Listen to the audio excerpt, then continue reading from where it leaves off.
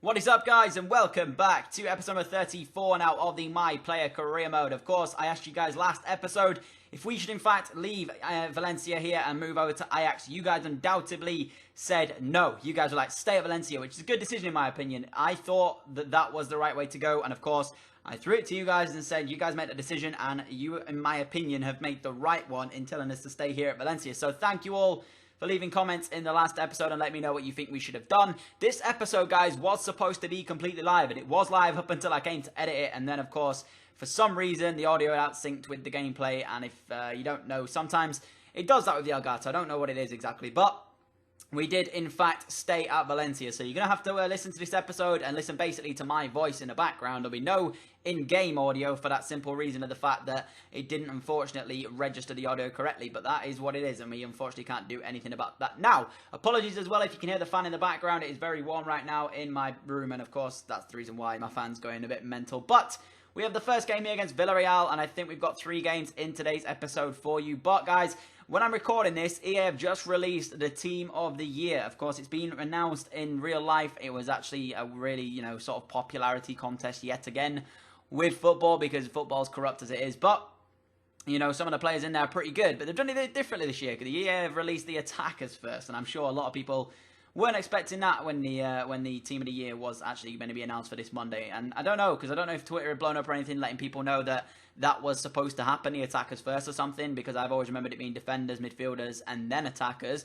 But apparently not. Apparently EA wanted to throw a spanner in the works and release attackers first. And Ronaldo is 99. Some crazy stats. I think Ronaldo's 99, Suarez and Messi are 98, which is just mental. You just literally wouldn't need another player at all throughout the entirety of FIFA. They have pretty much 99 in-game and everything, which is all 3 of them. So pretty much your front 3 would consist of all 3 of those guys, and you would need no other players in your lineup at all. But we managed to get the perfect start into this game. I actually bumped it up to legendary difficulty as well for this episode, just to see what happened in the way of, sort of entertaining gameplay and a few of the other stuff like that. But we took the lead here, and it was a crazy goal. Honestly, when it happened, I wasn't expecting it. It came from basically nothing. I got the ball on the edge of the area and a fantastic strike into the top corner, curling one in to make it 1-0.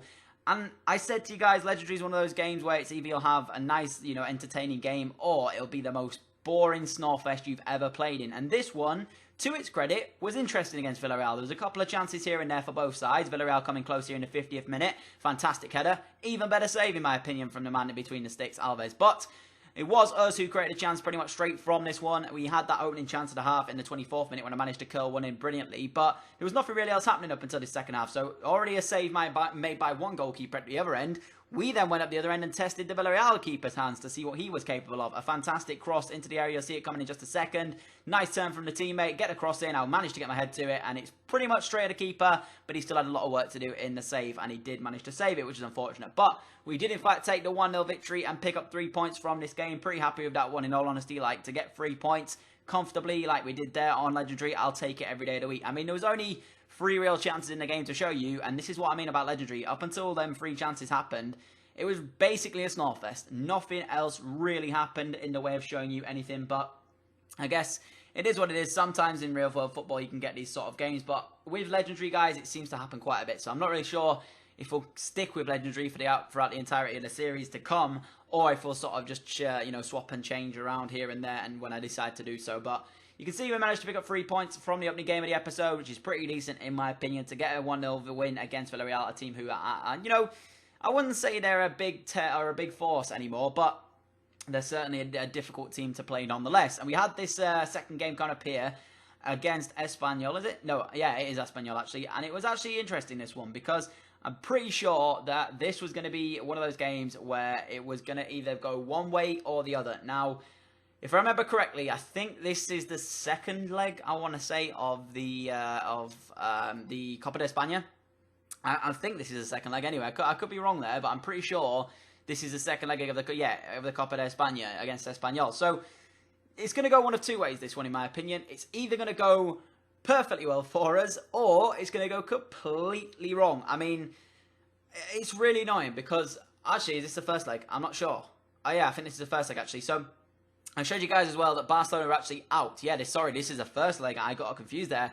Well, this is the problem. When you record it live, you know what's going on. And I've actually recorded another episode since where I play the second leg, and that's why I got confused. But Barcelona are actually out of the Copa de España, which is mental. So, in my opinion, and I mean no disrespect to any of the other teams in the Copa de España, we have the greatest chance of winning this trophy that we are probably going to have throughout the entirety of our time in Spain here. Because as you know, we are looking to move from Valencia in the upcoming seasons. I almost moved over to Ajax and you guys told me no. So if we ever get the chance to win it, it's going to be now in my opinion. And this is the best chance we're going to get. And we tried to take the lead inside 20 minutes here. I turned inside the man. He stuck out a leg. And had I have gone down, it would have been given as a penalty. Got the shot away regardless. The keeper made a good save. And I was sort of thinking at the time, why didn't I go down for the penalty kick? I managed to get the chance back into the box. But the effort from, I think it was Vilbara? I don't know actually. Or it might have been Perez. I don't know. One of them anyways took the strike on and it went over the bar. And it was a bit unfortunate, that one. But, you know, it is what it is. And that was literally all the game had in store. This is what I mean. I played legendary difficulty for that one.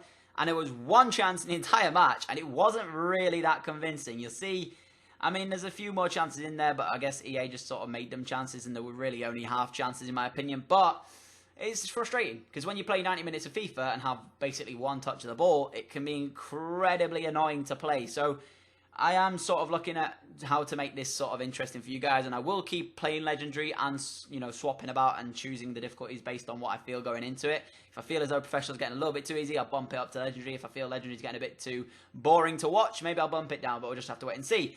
As I said, all games of the episode were in fact on Legendary. We took on Ibar here for this the third game of the episode. Again, bumping it up to Legendary in the game settings. You guys are probably going to leave a comment telling me why don't I do that on the outside of it, you know, put it in the game settings when you go into it and then it saves. The only reason is that, as I say, I don't know what I'm going to do in terms of difficulty. I may end up changing here and there. So I just do it that way because it makes it easier in the long run. But if I ever make the decision to go straight to Legendary, then I will do it on that occasion so I don't have to keep changing it when I go into match. But we took an Ibar here for the third and final game of the episode. We managed to get a goal in the opening game of the episode. We didn't really get anything against Espanyol last game. It was such a boring game to play. So I was coming into this looking for a better performance and looking to get myself on the score sheet yet again and try and make sure that I was going to have some good form in front of goal. As you all know, my form in front of goal is absolutely incredible in the Valencia shirt. I think we've hit pretty much a goal-a-game ratio since we've been here at the in Spain. So, you know, I can't complain at that, and I can't say anything else other than that's been brilliant for us. And it continued in this game. Ibar giving up possession cheaply in this one, 7 minutes in. Nice ball through. I give it back to my teammate, make the run for him yet again. And then this is what I'm talking about. There's times when I'm running past the defender and my team don't play the correct ball. And that was perfect. I wanted it in my path where I was running into, and it was a brilliant ball, and that is what happens when you play the correct ball through. If I'm running in an angle, of course I want it played in that angle. I don't want it played into the area where I'm running from. It just doesn't make sense. So, nice ball and an even better finish, in my opinion, getting there ahead of the goalkeeper. And it's so easy as well when they're caught in two minds as to whether or not whether they should come or stay on their line and try and make the save, because as soon as they get in that sort of two-mind situation, it's simple to just tap it around them and score in the back of the net. So we managed to score in the opening 9 minutes of this one here to pick up our first goal of this game, and it meant that we had our 2 goals of the episode so far. We then got a third here. Ibar, very stretched in possession. I had a lot of space here to pick my pocket, and that was an incredible finish. This has to be one of my favourite finishes I've scored all series long. Not because of the spectacularness of it, it's just I could not hit that along the floor. And I knew that coming into it, so as soon as I got to the edge of the area, I thought, you know what, I'm going to have to put a bit of power behind this. I put enough power behind it, and the keeper just could not get near it, and it couldn't have gone any further into the side netting without hitting the post and possibly coming out. So, we managed to score there to make it 2-0 in the game, taking us on to 3 goals for the episode so far, which is pretty damn decent if I do say so myself. Not too worried about not scoring in the cup games. As I said, I'm more interested in our league performances and our goals in that. Of course, it would be nice to reach the cup final as well, but if we can get there without me scoring, I wouldn't be the slightest bit bothered. You can see Ibar did in fact have one chance before the end of the game, 71 minutes into it. Nothing really worth showing you guys as it was blocked, and then the chance actually came over to us. It was a nice ball down the right hand side, and this is really should have been my third goal. I'm gutted. Like, I wanted to take it on, but then I thought I can't be selfish. I've got to play that into my teammate. But looking back at it, I probably should have taken it on anyways, because the strike from him was shocking. He should have buried that, and I would have certainly buried it being one-on-one with the keeper. Wasn't to be, though. We managed to pick up 2 goals from this one, 3 goals for the episode, and we, of course, get 6 points out of a possible 6 from the 2 league games in today's episode. So it's not too bad either. I want to say right now, guys, thank you all so much for the support you're showing on the channel so far. And, of course, every single video across my channel, you guys like them, and it's incredible. If we can hit this to 10 likes, that would be greatly appreciated for the episode, and I will be very, very happy if we can do that. Other than that, we are coming towards the end of the episode. Hopefully you've enjoyed, and I will catch you all in another video very soon. I've been Danny, and I'll catch you all later. Adios!